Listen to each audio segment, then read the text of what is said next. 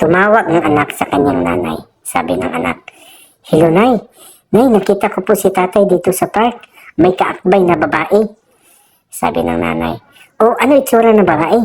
Sabi ng anak, "Naku, Nay, kahit medyo malayo, kita ko pangit ng babae at ang taba. Nasaan kayo, Nay?"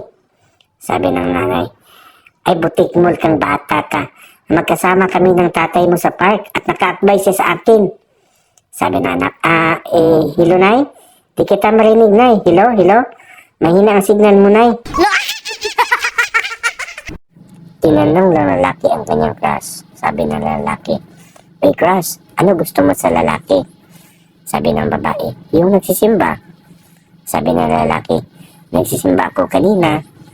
Tapos sabi naman ng babae, "Tapos medyo tanga."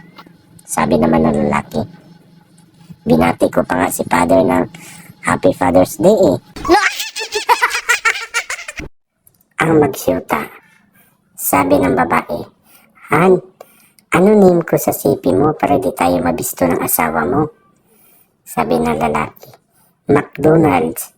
Sabi naman ng babae, "Bakit naman?" Sabi ng lalaki, "Kasi love ko to." "Ikaw, ano naman name ko dyan sa phone mo?" Sabi ng babae, "BDO."